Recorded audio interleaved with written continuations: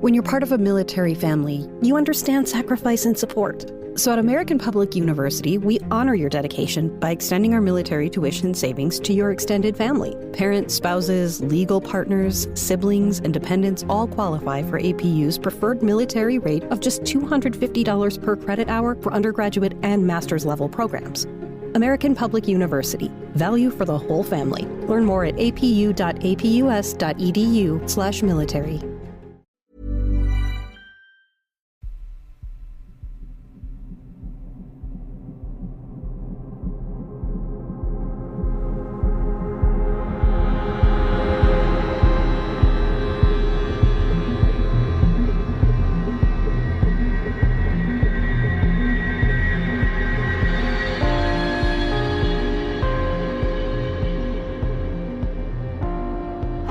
Welcome to episode number 256 of Real Life Ghost Stories. And to kick things off this week, I would like to say thanks to some of our newest Patreon subscribers. I would like to thank John W. Torres, Kelsey Christensen, Catherine Osborne, Mad Squirrel, Jason Knotts, Cataclysm, Jessica G, Witch Bubbles, Grant Park, Mars, Brooke May, Kaylee Schlachter, Uli291, Beth Bergstrom, Isabel, Prickle Bum von Gorsferry, Catherine Webb, Lisa Cullis, Sam Farrer, Filege, and Juniper Berry. Thank you so much for subscribing to the Patreon. I love you and appreciate you every single day. And our film review this week, our film review is The Coffee Table. The Coffee Table was released in 2022. It has 6.7 out of 10 on IMDb and 88% on Rotten Tomatoes. Jesus and Maria are a couple who have just become parents, and they decide to buy a new coffee table, a decision that will change their existence. Okay, so let's be real about this. I didn't know what to expect going into this film, and I want to tell you that first of all, this review is going to be very short, because I don't want to give anything away about this film. Second of all, for the love of God, if you are going to watch this film, I need you to think about whether or not you have any specific triggers pertaining to babies. And look, that probably sounds like it's giving too much away. It's not, and I do think it's very important to be realistic that some films are genuinely traumatizing for people. So there's my warning to you. Do a search on Does the Dog Die? If you're like, what the heck does that mean? Does the Dog Die is a website where you can look up films and see what triggering moments might be in the films, right? That's all you need to know. So Does the Dog Die can be your best friend, especially if you're like somebody who's emetophobic, for example, because quite a lot of films and TV shows can trigger emetophobic people. So, Does the Dog Die is a good resource. I have not seen a film like this in a very long time. I don't know if I would class it as a horror film. It kept coming up on my TikTok where people were like, you need to watch this film. So as I am easily influenced, I thought, yeah, I'm going to watch this film.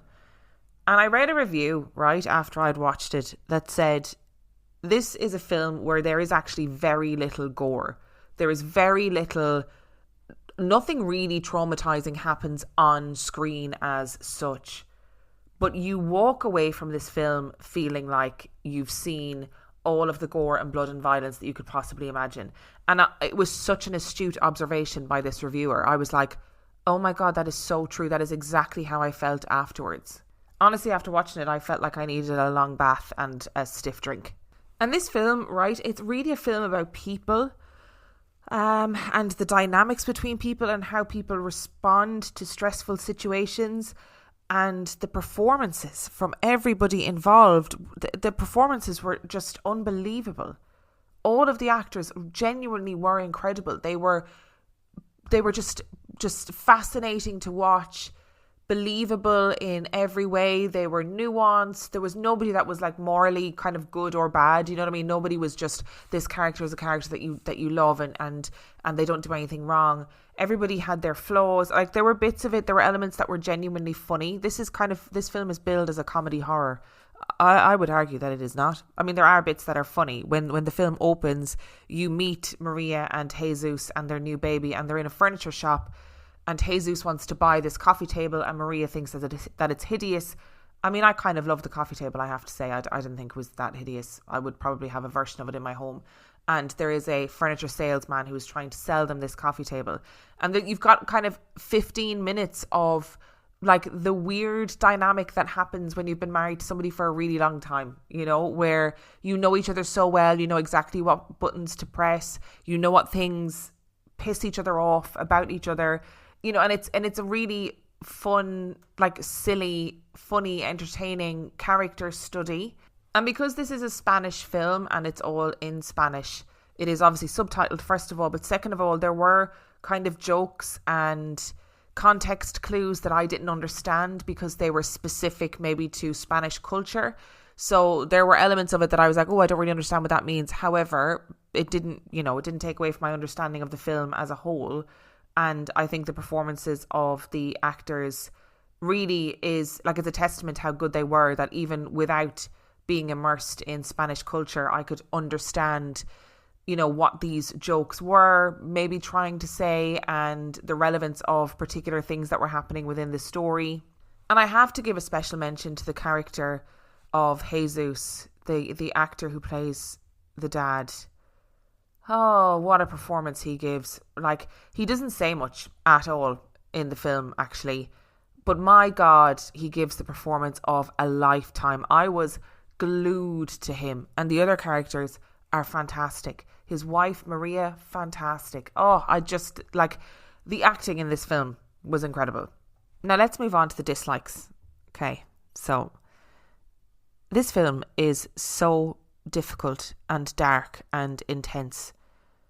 And I'm going to say it again, right? If you have triggers around babies, then please do a Does the Dog Die on this film, because it shocked me to my core. Genuinely, while I was watching this film, I was voice noting my friend at home in Ireland about something completely different, and I had to voice note. I had to pause the film and say, I'm really sorry, but I need to tell you what's happened in this film that I'm watching, because I need to say it to somebody out loud, because I am shocked and appalled. And there's nothing in this film that is supernatural or paranormal. So if you're looking for that kind of horror, this is absolutely not it. And I just don't know, like I said, I don't know if horror is the correct term for this film. Maybe like a psychological drama is better. Like, it's very dark, but it like the horror elements are completely human. Like, there's nothing supernatural, nothing cryptid happens. I mean, maybe I wish there was some weird supernatural shit happening. Maybe it would make it an easier watch.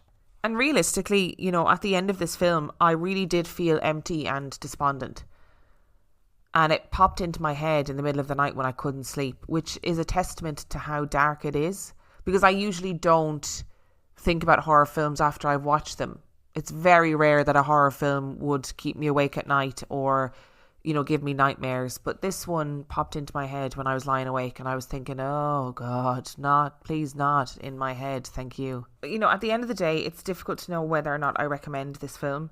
It's not the type of film that I would ordinarily do a film review about. And I considered not doing it. I considered being like, oh, I'll just pick something else and watch it. But I do think it's a 4-star film. Like, I was hooked. I was glued to it. I was so anxious the whole way through. I was at the edge of my seat. I was like that episode of The Simpsons where Marge is so anxious that she's sitting, hovering in midair, not sitting on the chair at all. Like, that's what I was like watching this film, because I just could not take my eyes off it. So it's a 4-star film, but be warned, this is not your standard supernatural horror.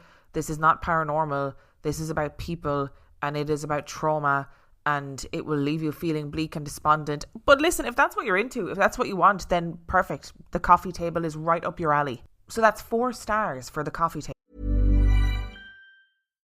When it's PCS time, you know the drill. Pack, research the new base, get the kids in school, because family supports family. At American Public University, we support military families with flexible, affordable online education that moves with you. As a military spouse, your tuition rate is the same as your partner's, just $250 per credit hour. American Public University, education that moves with you. Learn more at apu.apus.edu/military. Which brings us to our story this week. I'm not even going to give you an introduction. We're just going to dive straight into it. Let's go. The Salem witch trials is perhaps the setting of one of the most infamous battles between church and witchcraft, and it saw 25 people accused of witchcraft losing their lives. The trials were fueled by fear, superstition, and social tensions, with many of the accused being women, though men were also among the victims. Through political machinations, church leaders and angry men thirsty for even more power named their competitors as witches and watched them hang. 19 died by hanging, 1 by being crushed by a large boulder, and 5 died in jail. But our story today takes us to a place buried deep in the heart of what is now dubbed the Witch Country. Cold, grey, and up on one of the highest hills in the whole of Essex lies Canewdon. Archaeological findings lead us to believe that people have inhabited the marshlands that form the estuary for the River Thames for thousands of years. But that doesn't mean that mankind has always lived there peacefully. One of the biggest and most decisive battles in British history took place a short distance away between Danish Viking ruler King Canute and newly appointed King of England King Edmund. The battle was a landslide victory for the Danes, leaving the battlefield piled up high with the bodies of slaughtered English soldiers. Today, only about 1,000 people live in Canewdon. Knowing all of this, it doesn't take much effort to imagine how remote, isolated, and insular the native people of Canewdon must have felt centuries ago when their counterparts across the seas found themselves accused of witchcraft and facing the gallows. On top of a large hill in Canewdon stands a striking figure.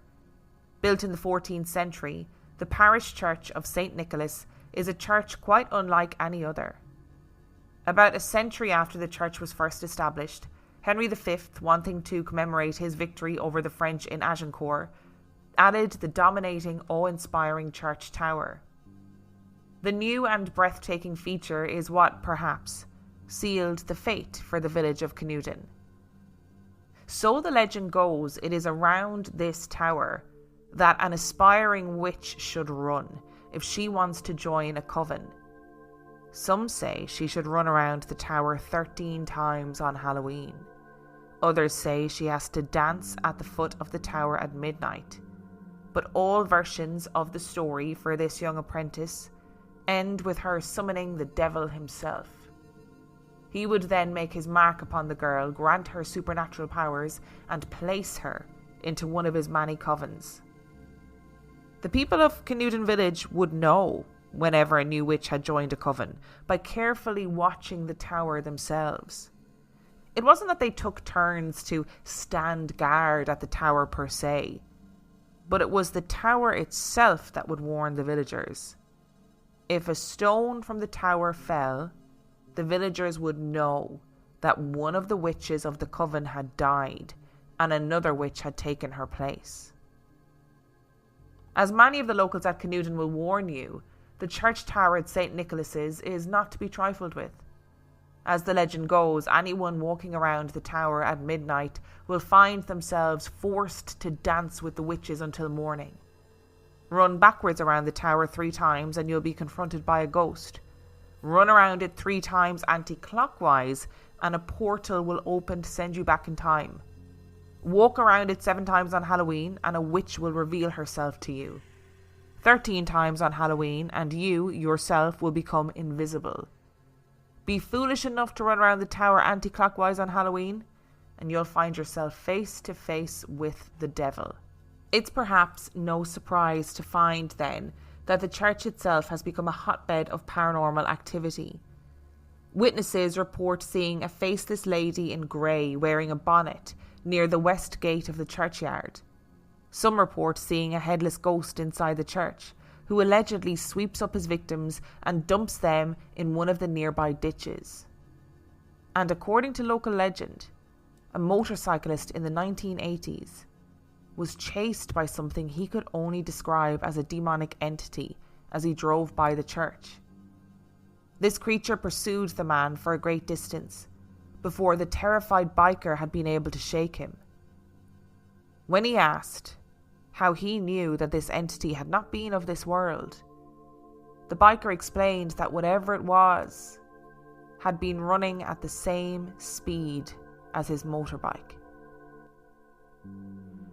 As the legend goes, most of these angry spirits are believed to be the wandering spirits of witches, forever doomed to roam the earth after they were killed during the infamous witch trials conducted by Matthew Hopkins in the 17th century.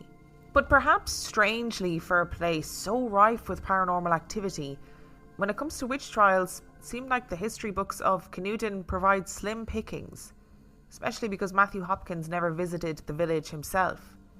It was left, instead, to the local people of Canewdon to whittle out the witches living amongst them.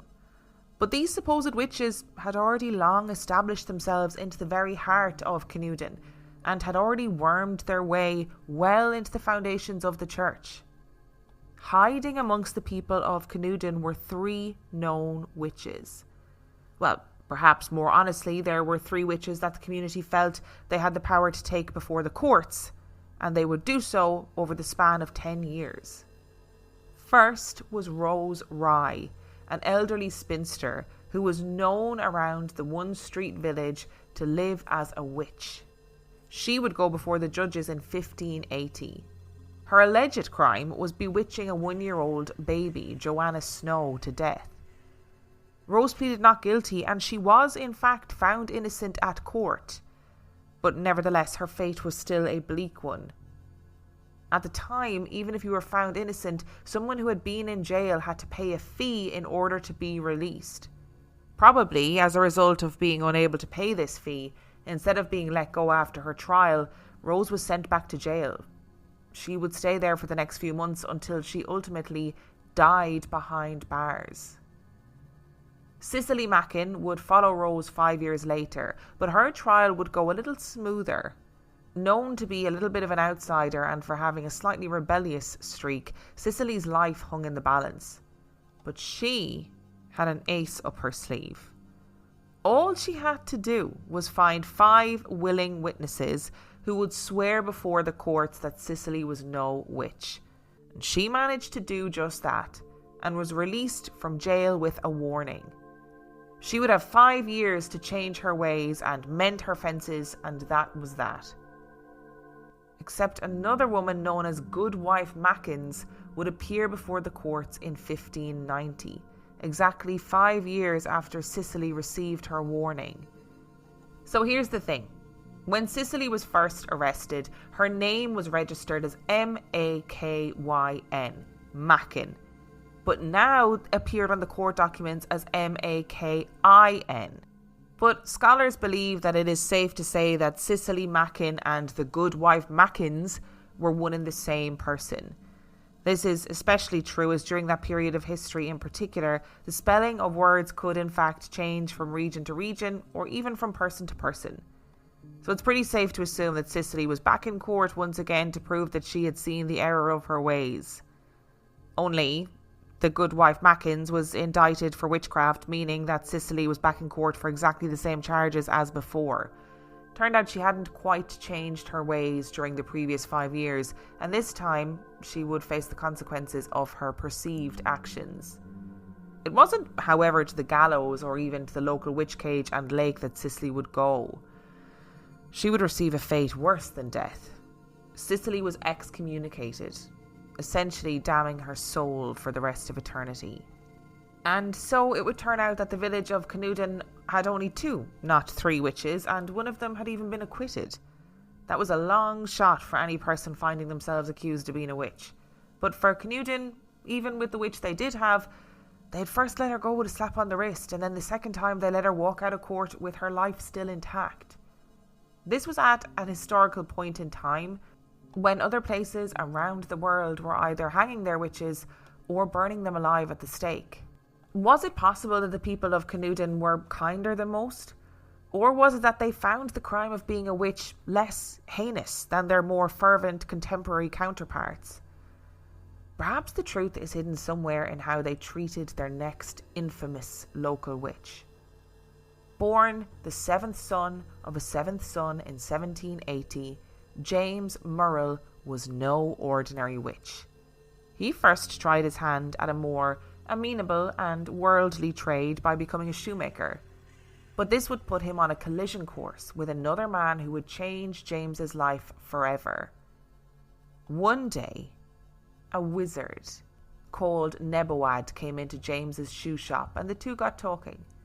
The next thing James knew, he was learning anything and everything he could about witchcraft and wizardry from Nebawad himself. James Merl went from an ordinary shoemaker to a full-blown cunning man. Hammers, nails and leather were replaced with herbs, potions and a rather unusual question. When faced with a customer, James Merl would ask them if their problem required a high or low solution. If all that was needed was a high solution, James would provide his customer with herbs or potions to deal with their ailments. If the answer was low, James would provide an entirely different service. Usually this meant James needed to summon good spirits and paranormal entities to fight against demonic and evil forces. James was so well versed and so talented at doing this that he could do it in an instant. People came from far and wide and from all walks of life to hire James Merl. They procured his services for finding lost goods, communing with the dead, but perhaps more importantly, he was very good at breaking the spells and curses placed upon people by other witches. As the story goes, one customer came to James one day looking for a way to break the curse placed on a young girl by a travelling woman. James gave his client a potion and told them to heat it over the fire. When the client did, the potion exploded. The very next day, the burnt body of a travelling woman was recovered and the girl who had been cursed seemed to have had her curse lifted. And then James Merl descended upon Canewdon. The legend goes that James Merl sought out the most powerful witch in Canewdon and challenged her. He felled his opponent in one swoop by commanding her to die. The witch supposedly died on the spot, and the true legend of James Merl was born. Now not only was James a powerful cunning man in his own right, but he had power over other witches. It was then that the villagers of Canewdon went to the very seat of local power, Reverend William Atkinson. In a desperate plea, they begged the vicar to allow James to out the witches that lived amongst them. They already knew that he could. All it would take was for James to whistle a tune, and the witches would be bewitched into dancing around the tower in the churchyard. Reverend Atkinson knew this too, which is allegedly why he refused to let James perform his magic. As the story goes, not only was the vicar's own wife Mary Ann a witch, but her sister, Lady Lodwick, was a witch too. Everyone in the village knew that both women were an active part of the coven that had established itself in Canewdon. That was it. The vicar of the very church of St. Nicholas was in bed with a known witch. But that was how things had always been in Canewdon. James Merl continued to practice his magic for the rest of his life. But after his death, and sometime between 1864 and 1868, he was replaced by another master of witches. Now, instead of the kind and caring James, was a terrifying figure. He was a tall, unkempt man, solitary and uncommunicative. He had very long fingernails and kept his money in a purse of sacking. But perhaps what this man, George Pickingill, was most famous for was his blackthorn walking stick.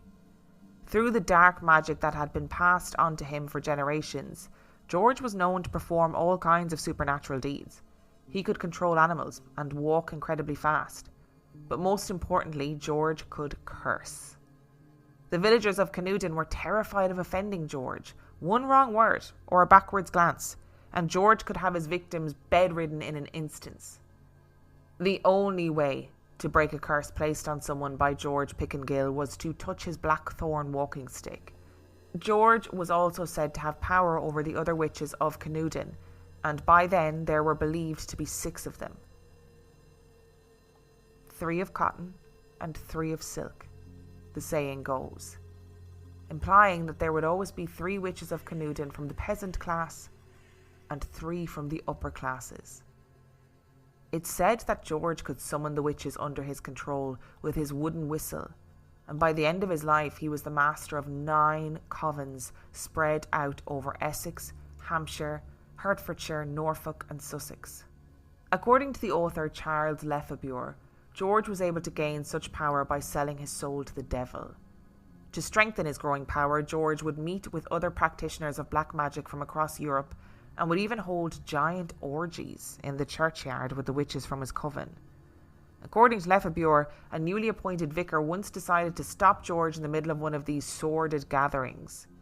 He ran out of the church brandishing a riding whip, only to be met by 13 white rabbits. George Pickingill solidified his influence by writing the Pickingill Papers, a history of Wicca and other witchcrafting ideologies. It's believed that Aleister Crowley himself was one of George's students. But others claim that the darkness that surrounds George Pickingill and his magic has been distorted by myths and legends. Some even argued it has been morphed by the very man himself.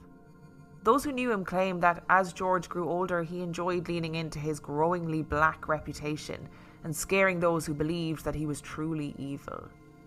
It's not hard to imagine an old man sitting in the local pub and chuckling to himself as frightened village folk flee every time he sneezes. But what if the legends were true? What if there really were 6 witches in Canewdon, and what if George really was their leader? Throughout the years, the legends of Canewdon have been the subject of much scrutiny and investigation. Doing research for her book in the 1980s, author Claire Smith arrived in Canewdon after hearing that the last documented practice of witchcraft in the area was as late as 1880. But what were the previous generation of 6 witches from Canewdon accused of doing this time?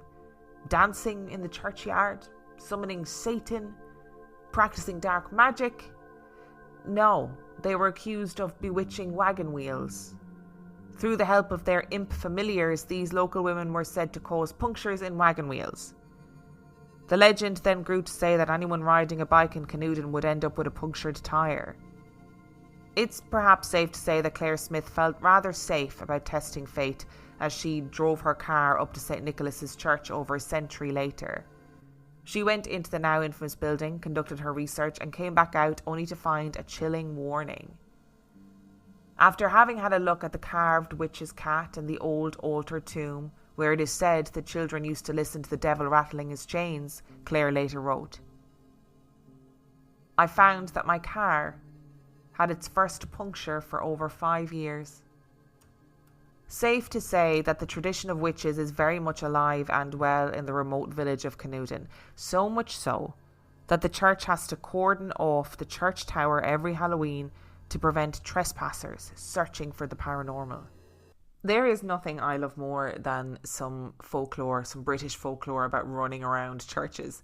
Honestly, every British church that you go to, somebody will be like, if you run around that 100 times, the devil will appear and he'll steal things out of your pocket. Or if you skip around that tower 10 times on a full moon, a witch will come and she will braid your hair. Like, who is testing these theories? And I just want to recap. We've got a witch should run around it if she wants to join a coven, and she runs around it 13 times on Halloween. Others say she has to dance at the foot of the tower at midnight, but all versions of the story stop with her summoning the devil himself, and then he chooses what coven she goes to. And then there was, if you run around, or if you go to the tower at midnight, you will find yourself forced to dance with the witches until morning. If you run backwards around the tower 3 times, and you'll be confronted by a ghost. What ghost doesn't specify, just a ghost. Run around it 3 times anti-clockwise, and a portal will open to send you back in time. Walk around it 7 times on Halloween, and a witch will reveal herself to you. I don't know if that means, like, in a non-consensual way, revealing herself to you, like flashing you, or just that she'll appear. It's not clear. It doesn't specify. Although I do very much like the idea of running around 13 times on Halloween and you'll become invisible. You telling me that if you lived in Canewdon, I'd be doing that all the time. I I would love to be invisible. Oh, and then finally we've got the standard run around the tower anti-clockwise on Halloween and you'll see the devil. And I always think in these stories, the devil has very little to be doing. Like, when I think of the devil, I think you are whispering in the ears of politicians. You know what I mean? You are trying to absolutely take down humanity in any way possible, right? That's what I think of when I think of the devil. I think of influencing high-powered people to do awful things. I don't believe in the devil, right? But that's what I imagine the devil would be doing if he was knocking around. I don't think he's showing himself to villagers in a little town in the east of England because they ran around a tower a couple of times. I just don't think that's what's happening. And I am willing to be corrected on that one. If the devil wants to come on the podcast and have a chat about it and talk about what he does actually do in his spare time, I'm happy to listen. I'm happy to hear all that. I just don't think he's knocking about outside a tower in a small town in Essex. And it's really interesting that this place, this St. Nicholas Church, this tower seems to be this beacon of paranormal activity, that you've got a faceless lady in grey wearing a bonnet near the west gate of the churchyard, and then you've got like a headless ghost, and you've got this guy, this motorcyclist in the 80s who's chased by this demonic entity that is as fast as his bike. That is a very scary description and was very much reminiscent of Skinwalkers for me. That idea of some sort of humanoid figure being as fast as a moving vehicle. That's disturbing. And again, it's really interesting that these spirits, these entities that are hanging around this church are said to be the wandering souls of witches, right? Because obviously Canewdon had a very interesting relationship with witches and with witchcraft. We know that, you know, in a lot of English towns and villages, witches were looked on with much disdain and fear, but clearly in Canewdon it wasn't as simple as that. And I've spoken about this time and time again in terms of witchcraft and, for example, Irish people and witchcraft. People who were like wise women, healers, people who had the gift of healing, who knew things about the land, etc., kind of lived in tandem with the church in Ireland for a really long time, up until later in the 1900s, when the church was like, actually we kind of don't want to be seen to be walking hand in hand with you women. But even still now to this day, as I've said countless times, that idea of the old ways and people having the cure and people being able to cure different illnesses and whatever is still alive and well in Ireland. And there weren't really witch trials in Ireland. So there was the trial of Anne Kittler, there was that trial in Northern Ireland that we covered an episode on. Like, they did exist, but they were very few and far between. Very, very few and far between indeed. And it does seem to be that in this village, they had a much more lenient and tolerant view of witchcraft. Now, look, tolerant is a relative term in this case. Do you know what I mean? It's clearly it wasn't ideal, the ideas around witchcraft and women. However, when you look at, Rose Rye, she was an elderly spinster, was accused of bewitching a baby to her death. And actually, she was found not guilty. And that's a pretty big deal, right? Because we so often cover stories on this podcast where you have women who are accused of witchcraft and they don't even get a fair trial. Do you know what I mean? It's just, you're accused of witchcraft, and depending on who you're accused by, the end, see you later, you're going to be hanged or burned or whatever terrible fate we have for you, and sorry, that's just the way things are. Granted, the idea of paying your way out of jail and not being able to pay your way out of jail and having to stay there and pass away, horrific. And I kind of love the idea of this Cicely Mackin woman. Bit of an outsider, rebellious streak. Don't we just love women like that? And she's accused of witchcraft. She's found, innocent. They're like, listen, go on, stop acting the maggot. Go on, right? Give it up acting the maggot and we'll be grand. We'll see you in 5 years and you'll have changed your ways. And in 5 years' time, she's like, psych, I haven't changed my ways. Haha. And 5 years later, they choose to ostracize her, which is enormous, right? That's a really big deal. However, if she is a woman that was already, she's a woman who's already rebellious, she's a woman who's already on the fringes, she's an outsider, is ostracization really like a terrible punishment for her? I mean, in terms of like the context and the religious psyche at the time, yeah, being excommunicated, being ostracized is incredibly, incredibly big. But for someone like Cicely, who is kind of already on the outskirts. Is she going to be like, oh, do you know what? I never liked you guys anyway. You kept accusing me of being a witch, so whatever. See you later. And it's also really interesting. Count how many times I said interesting in this episode. Drink every time I say interesting. It's also really interesting that we have a seventh son of a seventh son in this story by the name of James Merl or James Merl. I don't know. I think it's Merl. But a seventh son of a seventh son, again, is a lore that has continued on to this day. And basically, the lore is that a seventh son of a seventh son will possess powers, whether that's the gift of foresight, whether that is healing powers, whether that is the gift of cursing, whatever it is, if you're the seventh son of a seventh son, you've got special powers. And I absolutely loved that a wizard just rocked up, Neboad, and was like, I'm going to teach you everything I know. Why does that not happen to me in real life? I have never been approached by a wizard who has offered to teach me everything that they know about being a wizard. And it's so fascinating that this man, this James Merl, just sort of practiced as a witch, as a wizard, as a cunning man in the town. And everybody was just like, yeah, cool, we're going to go to you for different potions that we need. And we're going to go to you if we need a curse lifted. And he's going to fight all the witches. I mean, the logic of that blows my mind, right? The cognitive dissonance that is required to say, this man is practicing witchcraft, but we're okay with that because he's going to find and take care of all the women who are practicing witchcraft. Like, make it make sense. It must have been so frustrating for the women of the town who were practicing witchcraft, right? Or were just cunning women, right? And then this guy comes along and he's an open, cunning man and nobody seems to mind. And you're like, hang on a second. I can't do anything in this town and people are accusing me of witchcraft and threatening to hang me from a tree. And then, of course, George Pickingill comes along and his story is fascinating.